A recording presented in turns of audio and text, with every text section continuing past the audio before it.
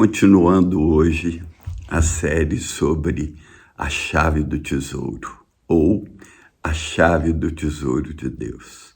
O profeta Isaías, no capítulo 33, diz que Deus, Cristo, será o firme fundamento nos tempos que nós pertencemos, uma grande riqueza de salvação, sabedoria e conhecimento. O temor do Senhor é a chave desse tesouro. Essa tradução da NVI. O temor do Senhor é a chave do tesouro da sabedoria, do conhecimento e da salvação. Eu já expliquei nos 2 vídeos anteriores o que é o temor do Senhor, como alcançamos esse temor do Senhor, pedindo a Deus para unir nosso coração ao temor do Senhor e muito mais, né? Então, hoje quero falar um dos tripés desse tesouro, que é a salvação. A salvação, por que o temor do Senhor é essencial para a salvação? Porque é o temor do Senhor que nos leva ao arrependimento. Por que precisamos de arrepender? Arrepender de quê? O que Deus demanda de nós? Lá em Romanos 3, 23, 24, está escrito o seguinte, vou ler aqui a palavra de Deus.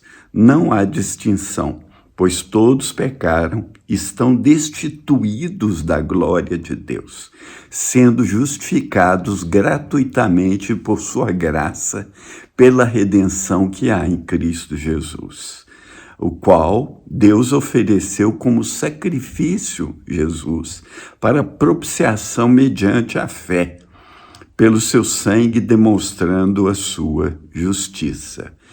Nós somos justificados gratuitamente pela graça, pela redenção que há em Cristo Jesus. Por quê? Porque nós todos pecamos e estamos destituídos da glória de Deus. O que significa estar destituído da glória de Deus? Significa que nenhum ser humano, porque todos pecaram, como está escrito aqui, todos pecaram, então nenhum ser humano pode ter acesso à glória de Deus, ou pode ter acesso à presença de Deus, ou pode ter acesso à pessoa de Deus, ou pode ter acesso ao céu de Deus, porque em pecado ninguém vai entrar na presença de Deus, porque Deus é absolutamente santo. Se um ser humano na condição carnal, normal, em corpo, se apresentasse diante de Deus, ele seria destruído por causa da santidade de Deus. E por isso que Jesus é o mediador entre nós e o Pai, porque ele é a pedra, ele não há salvação em nenhum outro dado entre os homens pelo qual devamos ser salvos. Então Paulo diz isso em Romanos 3, né? E nós necessitamos de estar debaixo da graça de Deus, saindo debaixo do pecado, debaixo da lei do pecado e da morte. A lei de Deus nos condena à morte. Por quê? Porque a lei de Deus afirma que nós somos pecadores. Porque todos os mandamentos de Deus são impossíveis ao homem obedecê-los na plenitude. Por isso que todos pecaram, por isso que todos somos pecadores, por isso que todos precisamos nos arrepender para alcançar a salvação. Isso só é possível se tememos a Deus, né? Porque o estado do homem em pecado é lastimável. Nosso estado natural é lastimável. E Paulo, ele define o homem em pecado de uma maneira assustadora. No capítulo 3 de Romanos, a partir do versículo 10, ele diz que não há um justo, ele faz uma série de assertivas, uma série de verdades, uma série de colocações a respeito do estado do homem. né? E aí nós precisamos do poder de Deus para sermos salvos, porque é impossível a gente escapar dessas afirmações de Paulo. É impossível escaparmos dessas verdades em relação ao que o Paulo coloca sobre o homem em pecado. E o que ele coloca? A primeira coisa que ele coloca é uma descrição do homem pecado. Romanos 3, de 10 a 12, está escrito assim: não há um justo nenhum sequer. A primeira coisa que ele coloca é que não há nenhum justo, nenhum sequer. Não existe nenhum ser humano justo, absolutamente íntegro diante de Deus, que nunca pecou, que nunca cometeu engano, que tudo que faz é correto, é justo, que sempre amou a Deus e sempre amou o próximo, né? Esse homem não existe. O único homem absolutamente justo que pisou nessa terra foi Jesus Cristo, que não houve engano na sua boca, nem dolo, nem pecado, nenhuma injustiça saiu da sua boca, ou nenhuma injustiça ele cometeu. Então, a primeira coisa do homem pecado é que ele não é justo, não há nenhum justo, nenhum sequer. Depois Paulo coloca ainda, não há ninguém que entenda. O que significa isso? Ninguém tem entendimento do estado do homem em pecado. Ninguém entende o que é o pecado, ninguém entende porque não tem temor de Deus, ninguém entende porque não tem a sabedoria de Deus. Para o homem natural, é como se Deus não existisse. Então, a sua vida, não havendo temor, ele vive como se Deus não existisse. Então, o pecado, para ele, não existe.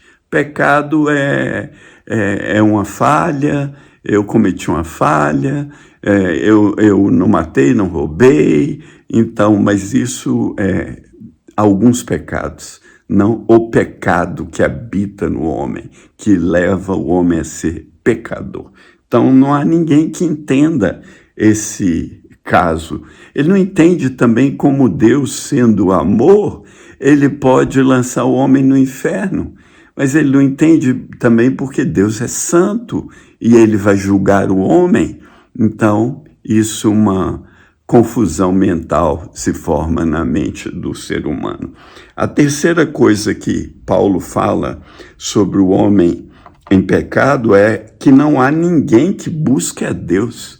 Então, ninguém busca a Deus, ninguém busca de todo o coração a Deus, a menos que Deus o busque em primeiro lugar.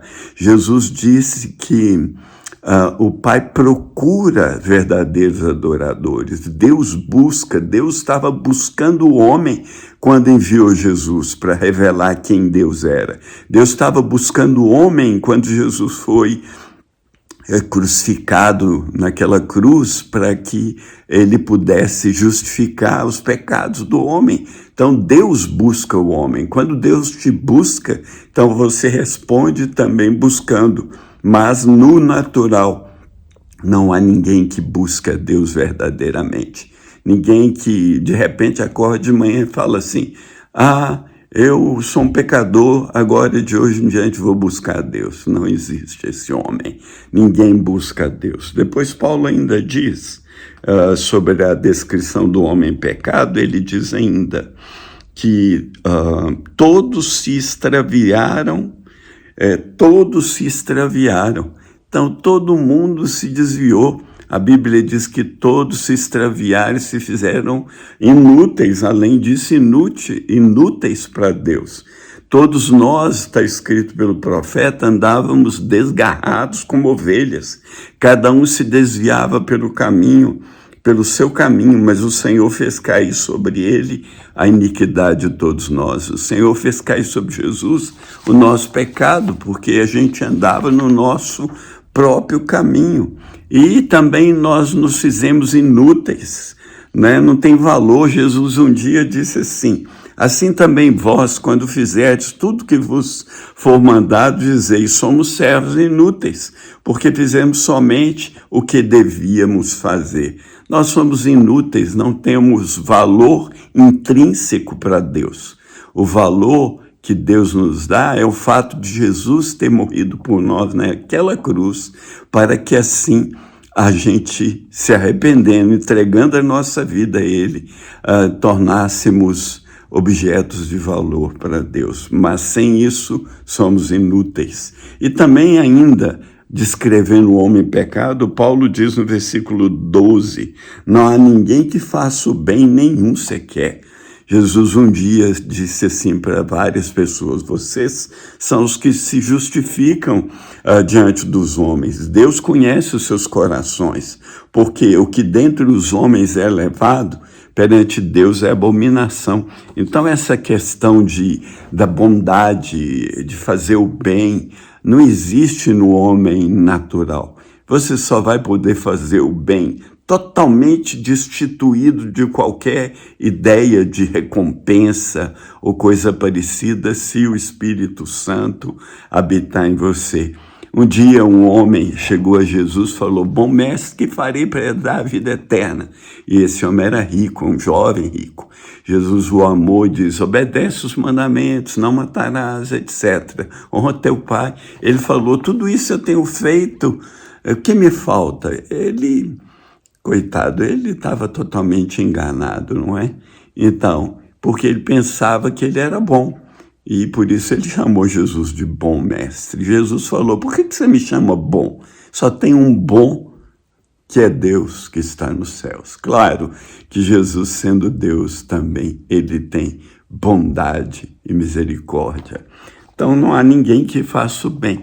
Depois o Paulo, continuando em Romanos 3, ele mostra o homem, o pecado, a demonstração do pecado em palavras, que é o espelho que todo homem deveria se enxergar. E sem se enxergar nesse espelho, a gente jamais vamos nos arrepender. E a primeira coisa que ele diz no versículo 13 é o seguinte, a sua garganta é um sepulcro aberto. Muito pesado, né? Paulo está dizendo que a garganta do homem no estado natural é como um túmulo que se colocou um corpo morto e ele está aberto. Significa que cheira mal. O que sai da garganta do ser humano cheira mal aos olhos de Deus, sobe como uma caatinga, um fedor para Deus. Porque da boca saem maldições, saem coisas muito ruins. Então a garganta é um sepulcro aberto. E ele diz mais, com as suas línguas tratam enganosamente, peçonha de áspides está debaixo de seus lábios. Então com a língua o homem ataca o homem e tem veneno de cobra nas nossas línguas quando falamos mal de outro ser humano. E isso é válido para todo ser humano, porque todo ser humano já falou mal de alguém, já criticou alguém com dolo. Então isso é pecado diante de Deus e é punível de ser lançado para sempre no inferno, porque Jesus disse isso. Se você disser qualquer coisa pesada, ele falou uma palavra muito pesada para o seu irmão, você está sujeito ao inferno, né? Então é muito grave o que sai da boca. A boca, ele continua dizendo, o Paulo, está cheia de maldição e amargura, né? Uma mesma fonte não pode dar água doce e água amarga. Uma fonte só tem um tipo de água, mas a nossa boca, ela fala coisas tremendas, ela se gaba de grandes coisas, mas ela critica o outro também, né? Então, tudo isso, né, da boca saem torpezas, tolices, zombarias, coisas que não convêm, que Paulo diz que deve sair da nossa boca, é gratidão, é louvor, é elogio, mas isso é impossível para o homem natural.